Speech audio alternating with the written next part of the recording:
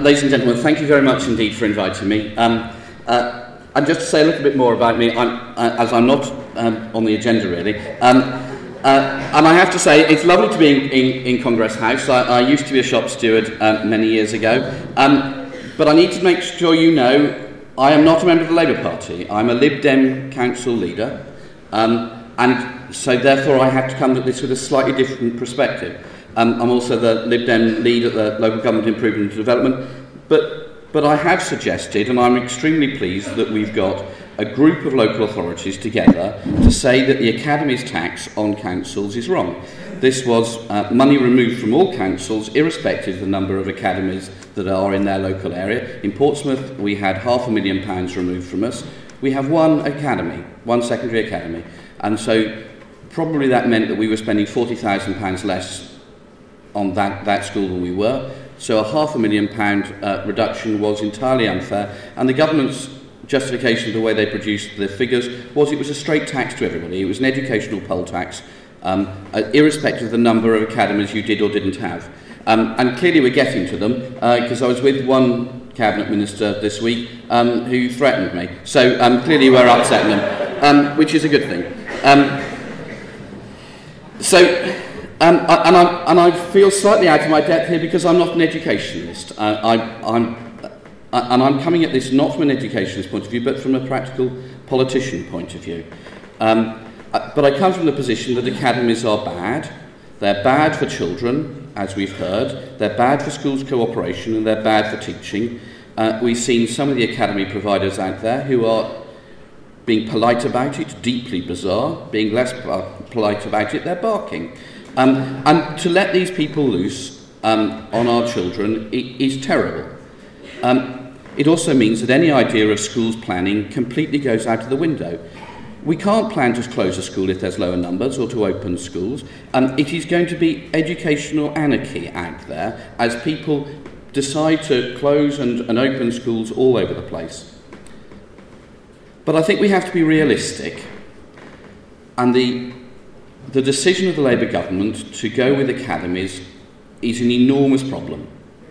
Their logic that said that bad schools would be made good schools by making them into academies means that the door was open to Michael Gove.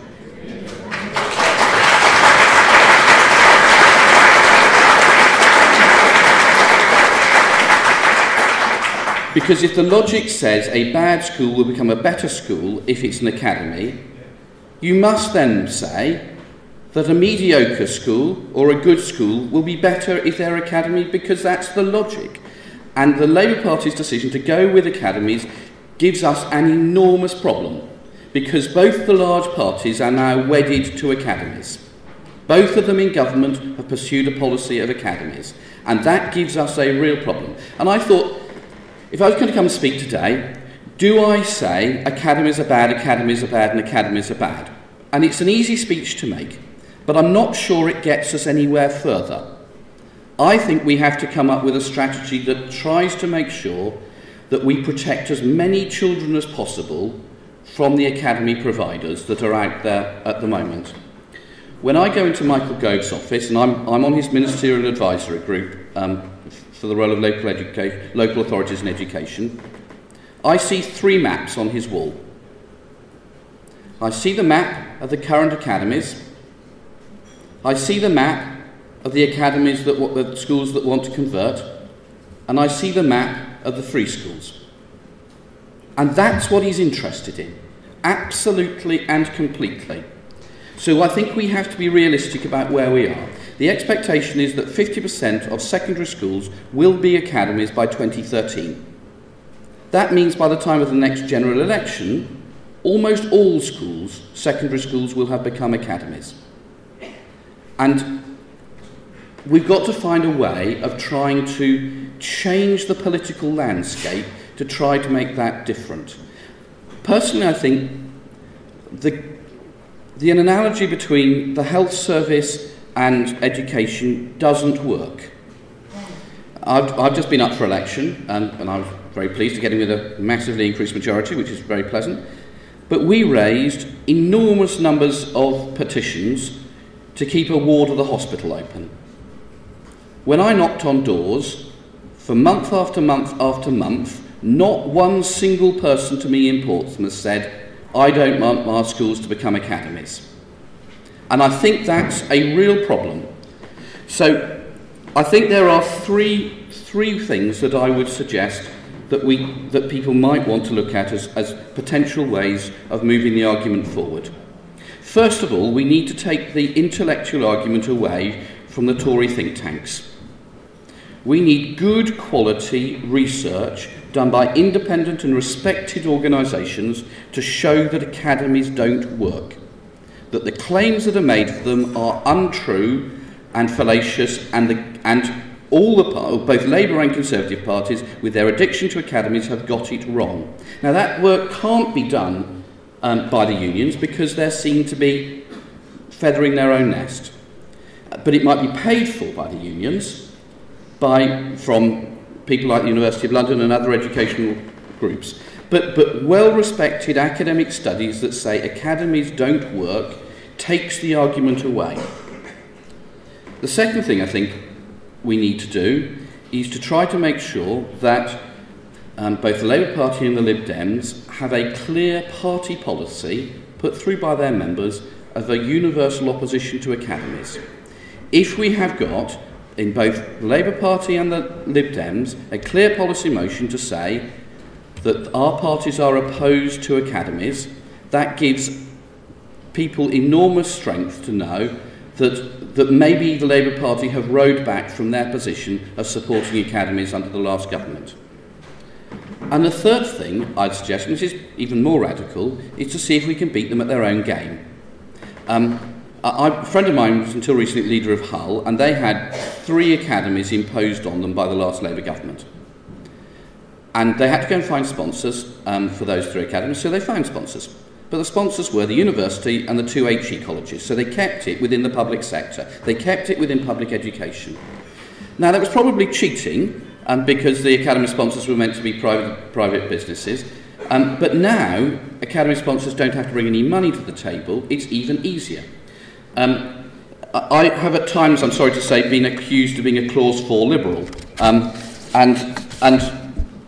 Recently, a firm in Portsmouth was going bust. And can I ask, just to show, how many people eat bananas? Put your hands up, please. Thank you very much. Wonderful. Because 65% of all bananas imported into the UK are imported through a company owned by Portsmouth City Council. Because under the private sector, it was being bought by a hedge fund and it was going bust. We were going to lose 200 jobs. And so the council went out and bought the company. So it's now a nationalised industry owned by Portsmouth City Council.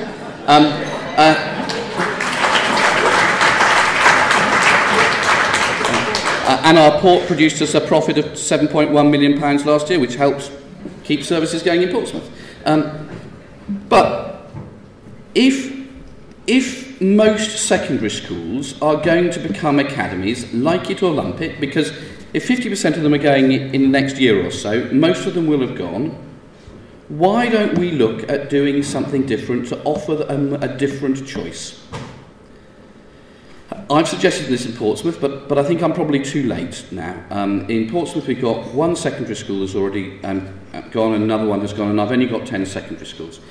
But why don't we look at creating trusts to bid to run schools made up of joint ventures between the council, the university, the trade unions, supportive firms like the cooperative, to go and get schools to protect them from other really dodgy academy providers. Now, I don't like academies. I don't like them at all. I wish they weren't there, but I've got to be realistic that academy providers are going to be going around this country taking our schools. And that's bad for kids, it's bad for teachers, it's bad for educational cooperation. So, is there another way of beating Michael Gove at his own game and coming up with a different solution? It may not work, but it's at least worth thinking about. Thank you very much indeed for your time. I'm sorry I'm not here all day. As a politician, I have to go and look after things to make sure I keep getting elected, and I've got my village fair in my ward today, so I have to go and run three-legged races, egg and spoon races and sack races, which is all very fine, but I'd much prefer to be here because the fight to try to make sure that we don't lose proper state education for everybody is enormously important. In Portsmouth, my drive to pull people out of poverty depends on them having a good education to be able to access decent jobs. And without good, publicly available education, available for everybody, then I can't do that work to take people out of poverty. Thank you.